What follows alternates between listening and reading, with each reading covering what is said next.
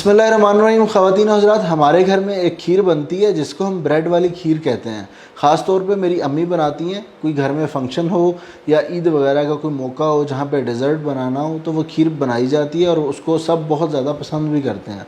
Bread वाली खीर हम उसको इसलिए कहते हैं कि उसमें जो सैंडविच ब्रेड होती है उसका इस्तेमाल किया जाता है और उससे फ़ायदा हमें ये होता है कि खीर की कंसिस्टेंसी बड़ी बेहतरीन हो जाती है, जायका बड़ा डिफरेंट हो जाता है। ऐसा लगता है कि जैसे वो खोए से बनाई गई खीर हो, लेकिन खोए का इस्तेमाल नहीं होता।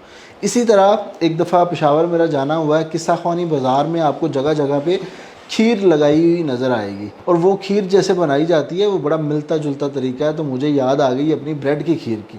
तो आज हम वही रेसिपी बनाने जा रहे हैं जिस तरह किस्सा ख़वानी बाज़ार में बनती है या ब्रेड वाली खीर बनती है। तरीका दोनों का सेम है, थोड़े से अज्जा का डिफरेंस है। तो इसको बनाना शुरू करते हैं। सबसे पहले हमें कच्चे चावलों की ज़रूरत है जिनको पहले भिगो के रखना है। तो मैंने 1 घंटा पहले चावल भिगो के रखे थे। अब आगे का प्रोसेस हम यहाँ से शुरू कर सकते हैं। 200 ग्राम मैंने टोटा चावल लिया और उसको अच्छी तरह पानी में धोने के बाद 1 घंटे के लिए भिगो दिया। अब ये जो चावल है ना, ये नरम हो गए हैं इस तरह, ये देखिए। अब एक बर्तन लेना है, उस बर्तन में ये चावल आपने डाल देने हैं जिसमें आप इनको पकाएंगे, क्योंकि इनको पकाना ज़रूरी है। तो खीर बनाने के लिए सबसे पहले तो हम चावल ही उबालेंगे। तो चावल तो हमने डाल लिए हैं, अब साथ साथ पानी शामिल करेंगे। तो जितने चावल हमने डाले हैं उसमें आपने 5 से 6 कप पानी डालना। पानी डालने के बाद इसका चूल्हा जला दें और इन चावलों को अच्छी तरह नरम होने तक हमने पकाना है। तकरीबन 10 मिनट गुजरेंगे तो ये चावल जो है ना, ये अच्छी तरह से नरम हो जाएंगे। ये देखिए, जब इस तरह ये चावल नरम हो जाएं और थोड़ा थोड़ा इनके अंदर ये पानी भी हो तो आपने करना ये है, हमें खीर के अंदर चावल का दाना नहीं चाहिए। जैसे हम एक चावल वाली खीर बनाते हैं उसमें चावल नज़र आते हैं, इसमें ऐसा नहीं होगा। तो आपने ये चावल जो है ना, इनको ब्लेंड करके इनकी पेस्ट बना लेनी है। ब्लेंडर वाले जग में डालें, अच्छी तरह से ब्लेंड करके इनका मिल्क शेक बना दें, मतलब पेस्ट बना लें बिल्कुल बारीक। मैंने ये देखें चावल की जो पेस्ट है वो इसमें चॉपर में बना ली है। आप भी चॉपर में बना सकते हैं। अब ये चावल इस तरह पेस्ट की शक्ल में आ जाएंगे ये चीज़। अच्छा जी, एक कढ़ाई अब आपने लेनी है और उसमें 1.5 लीटर दूध डालना है। दूध डाल के इसके नीचे आग जलाएं और इस दूध को एक उबाला आने तक इधर पकाना है। इस रेसिपी में आपको तकरीबन 1.25 लीटर दूध चाहिए। 1.5 लीटर यहाँ पे मैंने डाला हुआ है। 1 कप या 250 ml दूध अलग से मैंने रखा हुआ है, वो आगे जाके काम आएगा। अभी फ़िलहाल 1.5 लीटर दूध को आपने इधर गर्म करना है ताकि इसको एक उबाला आ जाए। ये दूध इधर गर्म हो रहा है, उसी के साथ साथ इधर इसमें 4 से 5 अदद सब्ज़ इलायचियाँ भी डाल लें ताकि इनकी जो खुशबू है वो इस दूध में आ जाए। अब इसमें हम अपना जो चावल की पेस्ट हमने बनाई है वो शामिल करेंगे। ये देखिए, ये चावल की पेस्ट है, ये सारी हम इसमें शामिल कर देंगे इस दूध में।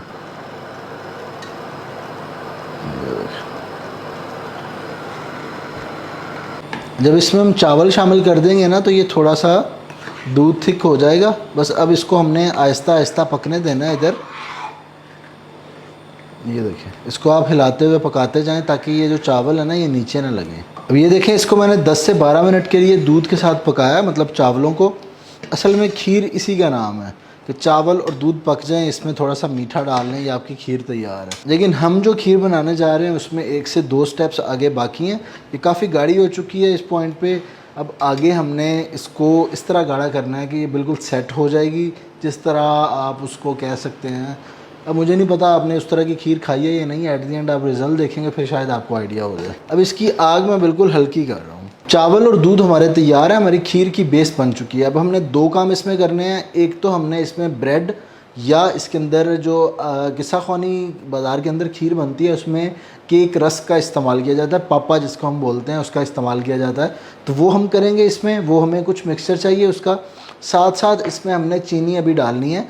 तो चीनी डालने के लिए भी उसके अंदर एक टेक्निक है। जैसे मैंने आपको पहले एक खीर की रेसिपी में बताया था कि शुगर को कैरमलाइज़ करके डालेंगे तो उससे इसका कलर बड़ा प्यारा आता है। तो ये 2 चीज़ें हमने करनी है, हमारी खीर तैयार हो जाएगी। पहले शुगर कैरमलाइज़ कर लेते हैं। ये 2 से 3 टेबलस्पून मैंने पानी एक पैन में डाला है, उसके नीचे आग भी जल रही है।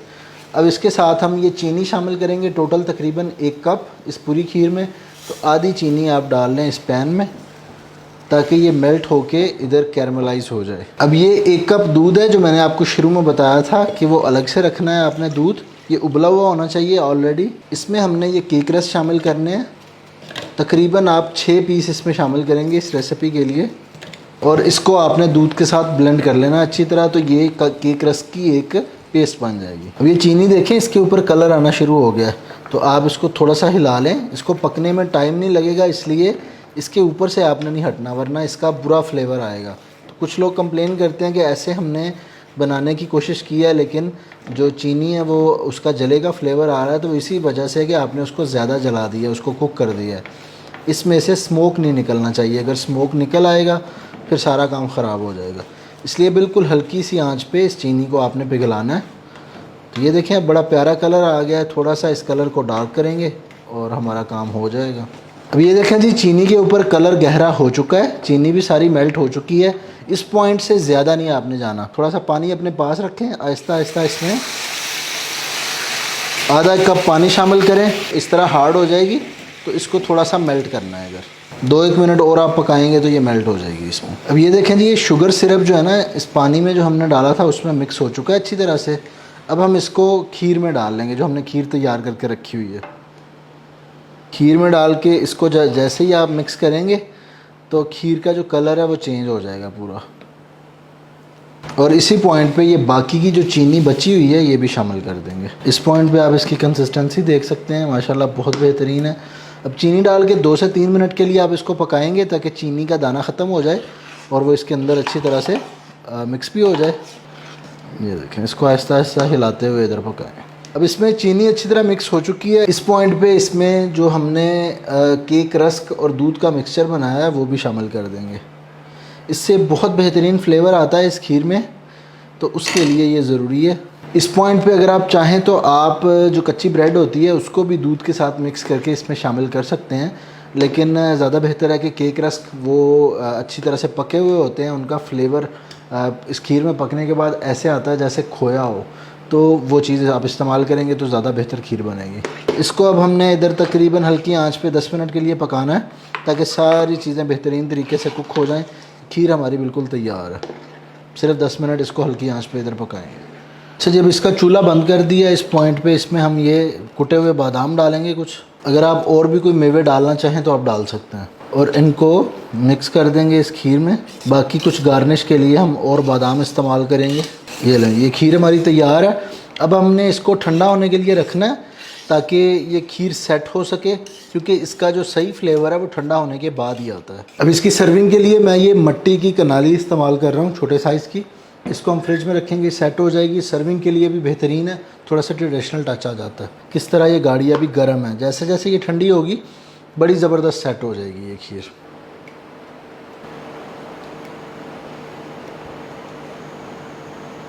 खीर इसमें डाल ली है, इसके ऊपर हम बिल्कुल बारीक कटे हुए कुछ बादाम हैं ये डालेंगे इसकी गार्निश के लिए।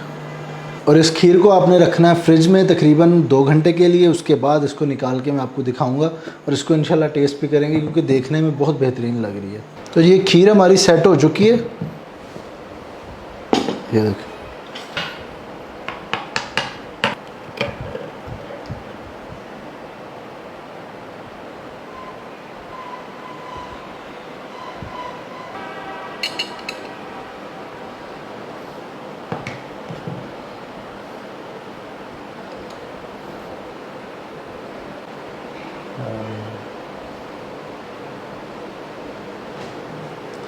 तो जी टेस्ट करते हैं इस खीर को, बिस्मिल्लाह।